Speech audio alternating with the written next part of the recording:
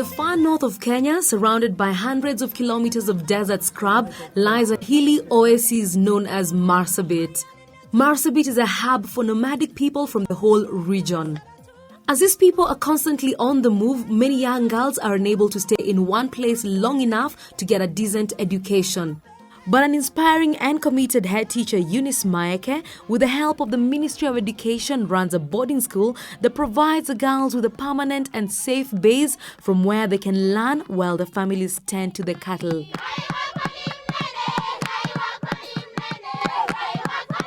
Well, I'm here at Moi Girls Secondary School in Marsabit, Northeastern Province, and the government has promised free secondary education for all. So I'm here to find out exactly how this school will be coping with the massive influx of students. Head teacher Eunice Maeke wants to do some urgent building work on the school. After years of struggling, she's managed to raise some funds. She's hired Professor Moses Mosazi from Uganda's Makerere University. He can solve her problems at a price she can afford. We are going to shape up Moi Girls School. So what are some of the challenges you expect to face with these new students coming in 2008? A standard class is supposed to be 35 and at most 40 girls in a class for effective teaching. But with 50, 60, then what is going to happen is that the teacher-student contact is going to be lessened, and it's also going to affect the textbook ratios. So that eventually is going to affect performance, and definitely that will impact negatively on the school. So, Professor, what solutions do you have for us for this congestion? Well, always it's a question of cost. The technology we're introducing, called appropriate technology, actually reduces the cost by 50%. Instead of building one classroom block, you may be able to build 2 classroom blocks with the same amount of money. I'm very curious, how exactly are you going to reduce the cost? The technology we're introducing uses local materials, which you find on site. Therefore, you reduce on transport, reduce on labor, you also reduce on the actual material that you use. In Kenya, mostly people actually use stones, which are gotten from a distance, and they are shaped to size. And obviously, at the end of it, they have to transport them. The cost is enormous. What we are saying, that the soil around the school or any site is good enough, provided you add a little bit of cement. Therefore, the cost actually goes down by 50%.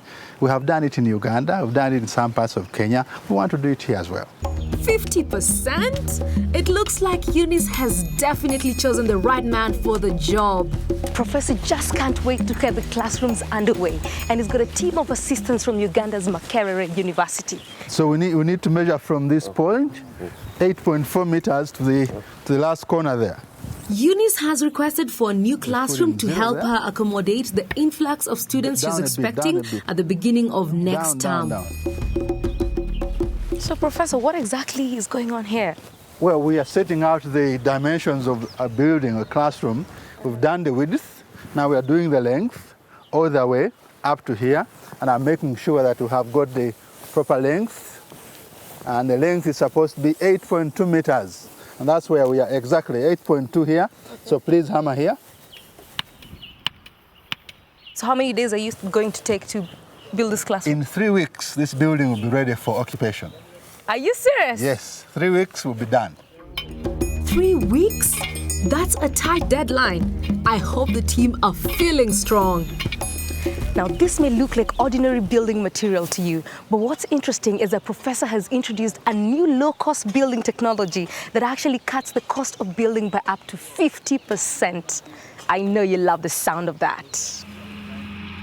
The chief aim of Moses' project is to use as many local materials as possible, but specialist equipment has been ordered to ensure the work happens quickly. There's a great sense of anticipation as a fast truck arrives, packed to the brim with building materials. On board, most importantly, is the special block making machine, crucial to achieving his cost-cutting aims.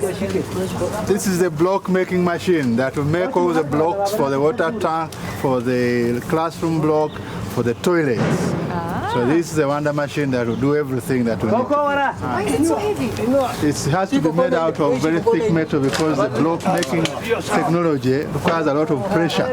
So that thing weighs 150 kgs. Hey. And to buy it, you only need 55,000 Kenyan shillings. The Moi schoolgirls watch on with interest. What impact will all this work have on their daily lives? I'm sure they have high hopes, as life at the school with its limited resources is not always easy. We're going to learn more about these girls and their struggles for an education as time progresses. We're also going to discover just how committed Moses and his men are to helping Eunice realize her dreams for the girls. Now first we need to make the building blocks for construction. Moses doesn't use ordinary blocks. He has invented a special block known as the ISSB. That is the interlocking stabilized soil blocks. Now these blocks have been proven to be much stronger than earth or clay bricks. They're also cheaper to make because they don't need to be cured, and you can make them on site, so there are no transportation costs, and they require far less water than any other blocks. Plus, they only need 4 hours to dry. It sounds too good to be true, doesn't it? Well, let's go and find out more. Hey, Professor. Hello. So what do we have here? This is the magic machine that makes building blocks, the special building blocks that cut the construction to 50%. So very simple manual machine, very strong, but it does the work. How does it work? I'm so curious. Yeah. Okay, guys, let's make some blocks. Okay. So the piece of rug is still Must inside be there? there, yes, must be there. Otherwise, if you don't, you're going to have the other bit locked off. So we have this rug both ways, up and down? Yeah, because this lock is there and the focus at the bottom. Now continue. But what about the sides? How The come sides, we no, don't they don't need.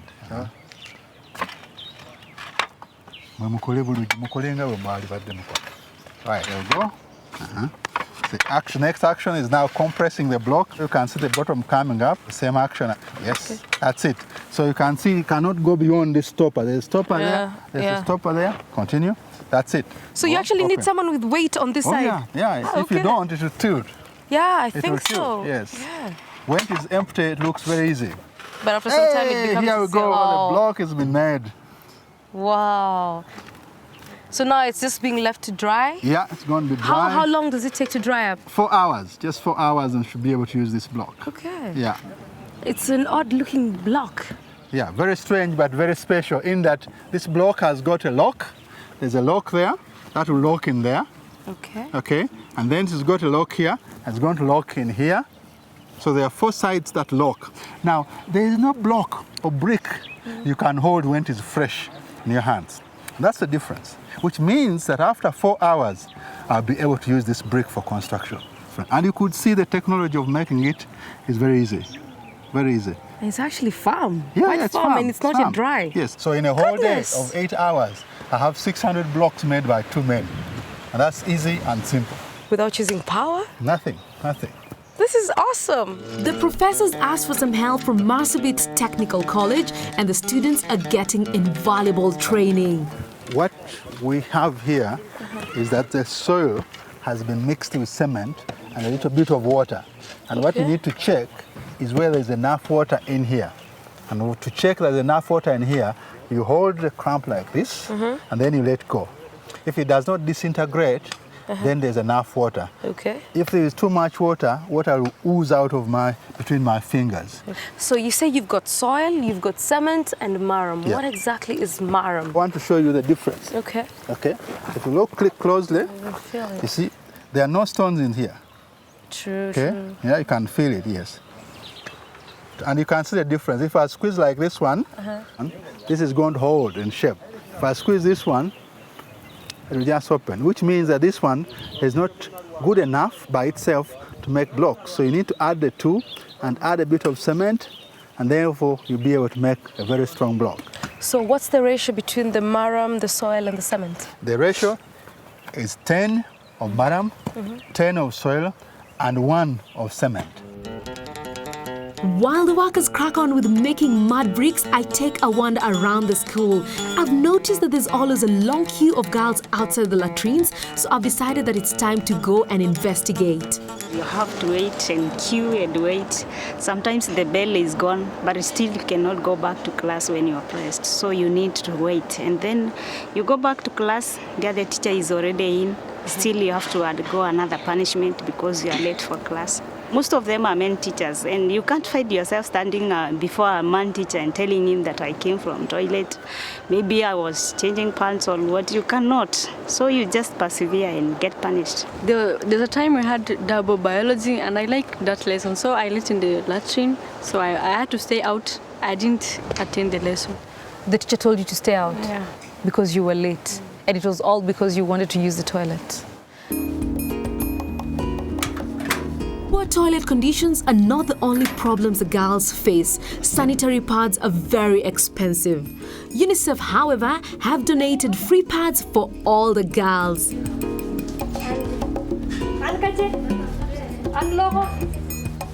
But it's a mixed blessing. The sanitary pads are not biodegradable and there's nowhere to dispose them off, and they end up blocking many of the toilets. Christine, come in. Meanwhile, the construction work is in full swing, but it isn't as straightforward as the prof had hoped. Kenyan building regulations have forced him to put in extra foundations to the classroom, which means he needs extra workers. Now, we've just been talking of the toilet problems being faced here, and best believe it, there are only 4 toilets to be shared among 270 students. Now, if you round that up, that becomes 70 students sharing 1 toilet. It's unbelievable. So why do we only have 4 toilets? I think for one obvious reason. We've taken more girls than the facilities could accommodate. How does that affect our toilet use? If you dig manual toilets, we go down 30 feet. But in the process, because the girls are using these toilets, the urea and the rest coming in, that urine soaks into the soil. So the toilets end up collapsing over time, even before it is full. Much of the fill-up is out of the sanitary pads the girls have been using for the last 2 school terms. How long does it take for a new toilet to actually collapse? Well, it's very interesting because even a toilet can collapse when it is as old as just 1 month or 2 months old. And sometimes if you do them during the rain season, they also collapse before you use them. If you look across here, just down here, this is a toilet that has sunk in. Along here, we just have sunk toilets over and over. Professor, what's the solution to this collapsing toilets? Well, the fact is that the soil is loose. It means that it requires reinforcement. The best we do in this particular case is to line the pit latrine with bricks. And these special bricks, which interlock into each other, made by our manual machine, will line the soils with literally an underground water tank. We shall find a way of being able to empty it rather than having to dig another pit latrine when it is full. It is going to be reusable, as it were. Eunice, with the help of the school management committee and the district education officer, has managed to raise the funds to build 8 new latrines. And to help with disposing sanitary pads, an incinerator. The prof really has his hands full. This is all going to be a good test of his bricks if he can get the work done on time. I hope so, as it will surely put a big smile on the girls' faces. This was not anticipated in terms of work required, but nonetheless we have to do it. Therefore, tomorrow I'm going to have more masons. I plan to have 3 more masons and 5 more porters in order to work here on this job.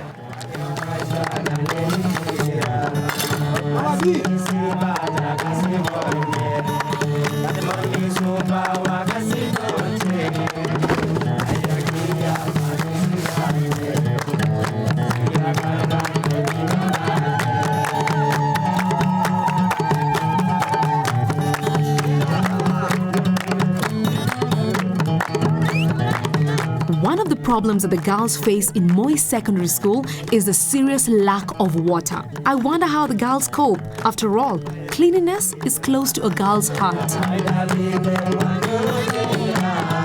And this is the place, the laundry where we take a bath. We go to these washrooms, we get inside. We don't use the showers because there is no plenty of water, so the showers are dry. We are supposed to use these ones for washing our clothes. We don't use them because they are dry, they have no water. And so we are issued with water every week. And the containers we use to get water every week, it is these jerrycans, only 10 liters. 10 liters? I can't imagine that going very far in a place like this. The distribution of water certainly seems to be the cause of some arguments, that's for sure. I don't know. So just take any. Not any. Don't come and disturb us. No, after that you will take yours. Keep on. What's happening? You're queuing for water? Yeah. Okay. Whoa, that one is leaking. Is it just for your personal cleaning or is it also for cleaning your clothes? How does it work? It's for cleaning our personal cleaning, for taking bath and also for washing our clothes. Is that enough to do your cleaning? Like cleaning? It's not enough. There's no water. Not always like this. That is how we are surviving. So how do you make sure that the water is distributed fairly? Like you're the prefect, are you sure you don't get more than 10 liters? Yes, I can get. I just get one, even me, just like 10. Now, do you have cases of people stealing water? Yes. What do you do if your water is stolen? If our water will be stolen, even us, we just go and steal water. Despite the lack of water to wash their clothes regularly and with no functioning bathroom to have a good wash, the girls continue to smile and look on the bright side of life. I'm amazed at their ability to remain so positive. Habari zenyu? Leo mmeamua kufua kabisa. Okay. So the 10 liters, that's the only water you can have access to in the school compound, or is there another way you can get water? Sometimes those who are servers, they can get through their own ways. Servers, who are servers? Servers are those who are serving food. If it happens that you are a server, it means you are lucky for that week. Why? Because you have so many means of getting water. During lunchtime or supper, you are going to fetch water from the taps using some sufurias. So you fill the sufuria with bucket, you place half on the table and half you steal for yourself, at least to keep yourself for the week. So it's actually a privilege being a server? Yes, it's a privilege. Hey. How do you store your water? Because someone may just come and steal it. Sometimes you can lock using padlock under the bed. So no one steals your water when you lock it to the padlock? In the cupboard it is safe, but sometimes if you lock it under the bed, they can as well lift up the bed and remove the padlock using wires. It can be opened easily. So are there cases of girls actually stealing people's water? Yes. So Zainabu, how much better would your life be if you had more water? Well, I've been very comfortable in class, no more stress. So if there is plenty of water, I could be very much comfortable in class. Okay.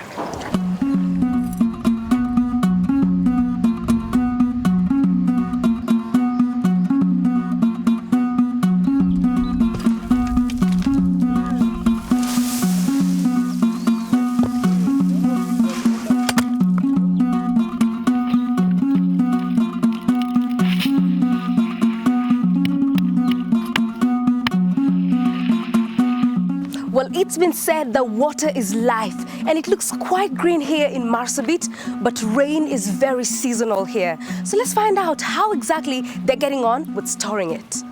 Marsabit is a semi-arid area, which means that it rains sometimes, but most of the year does not rain. Which means that whenever it rains, people have no choice but to collect as much water as possible.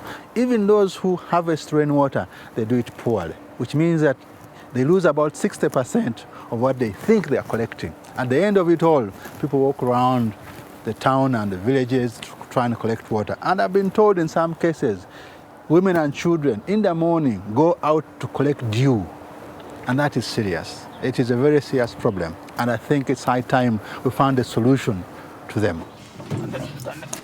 A solution is needed urgently.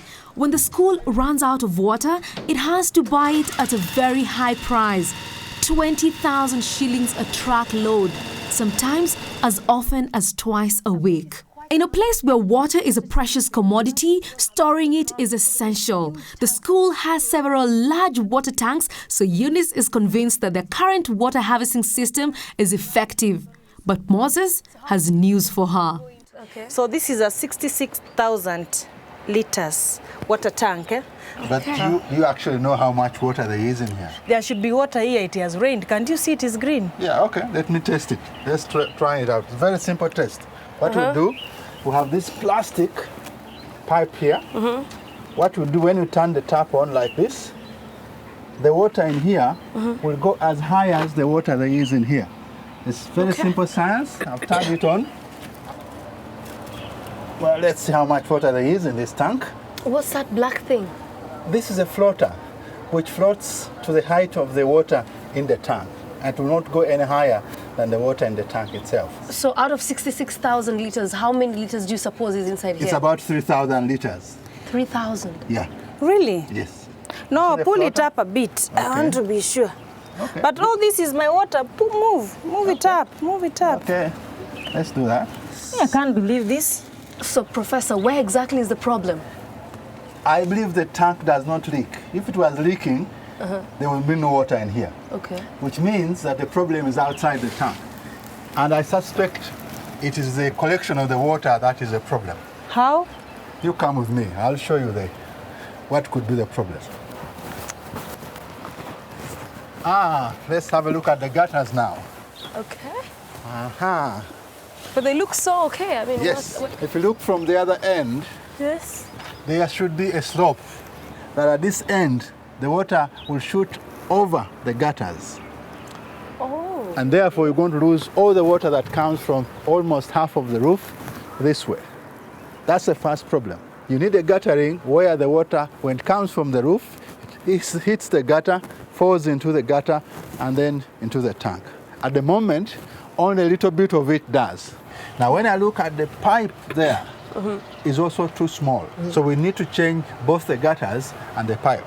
Now, my hope is when you fix all the gutters and also have another water tank of 100,000 liters, you'll be able to double the amount of water you give to the girls. Then we're going to have 100% water collection? Yes. Yes. Really? So you'll have I want you to come and stand here when it's raining heavily, when you put on the gutters, and see that there's not a single drop being lost on the ground. Oh, my life gets better now. Isn't it great seeing Eunice so happy? I'm sure the professor's promise to come up with a way to give the girls all the water they need will make her even happier. An experienced engineer, Professor Moses does some complicated calculations to work out how to increase the amount of water collected from the roof and the size of tank that will be needed to store it all. He wants to invent a system that is 100% effective and that won't waste a drop of precious rainwater. We're going to have pipes running all the way from those buildings, from the gutters, coming down underground into here, and whenever it rains, this is going to capture all the water from those buildings into here, and that is a lot of water. The bottom is going to be made out of concrete. Okay. We're going to build the walls without bricks, and then we'll plaster the inside both with waterproof cement and ordinary cement. That means that the tank will never leak. We're going to cover the top with a concrete slab. Therefore, the girls can actually sit on this tank and do whatever they want with it. So how many days exactly do you estimate to get this done? We need about 3 weeks. 3 weeks, this tank will be ready for use. So will this tank be enough for the other girls who are coming in, because it's a new year, you know, new students? My calculation is that this water is going to be enough for the present number of girls plus the new girls. It will be able to lead them through one season to another. But they're going to get the water out using a pedal pump. All you do is to step like this, and the water comes out. Okay. Yeah. You're lucky you wouldn't have to do that. Moses wastes no time at getting the men digging the water tank. It's a big hole and it looks like quite a bit of work.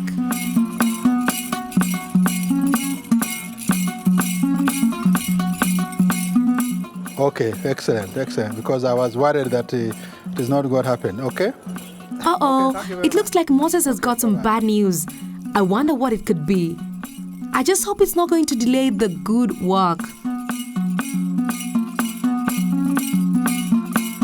Oh, the solar water heater, the incinerator, everything that was made in Uganda is in Nairobi, plus other materials that are required to construct the rest of the technologies here. So by tomorrow, we should have everything that we need.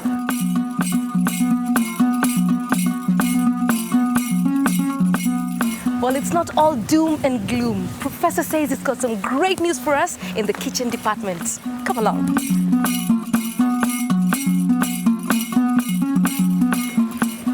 So what's the good news?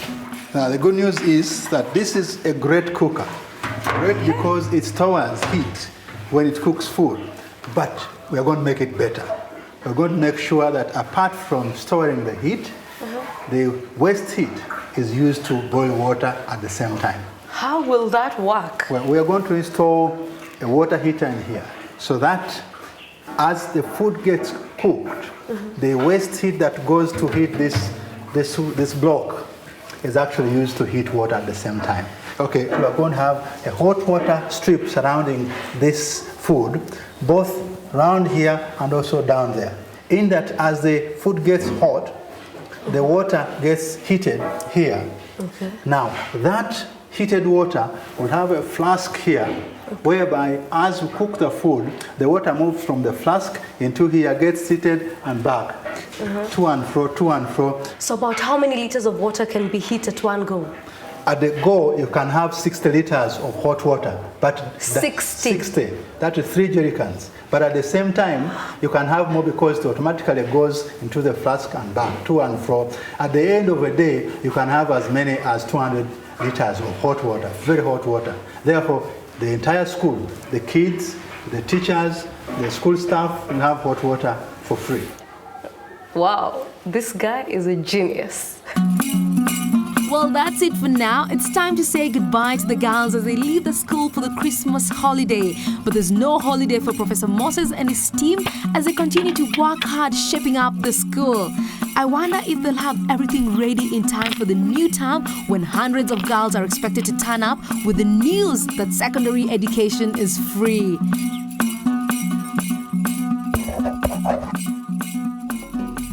If you are interested in knowing more about any of the great ideas and new technologies we've been trying out here in Marsabit, SMS us and we'll send you a free information leaflet explaining exactly how they work. and how you too can try them out to save time, energy and money. Oh yeah, just SMS us your name and full address to the number appearing on your screen right now and we'll send you a free leaflet by post. In next week's episode, the professor introduces hot water on taps in the school for the first time. I go and visit some of the girls in their homes. This is purely a semi-arid area. And the wrong equipment arrives from Nairobi, putting professor's schedule in very real danger. Fred, if you remember, I rang twice. When I was in Nairobi, I said...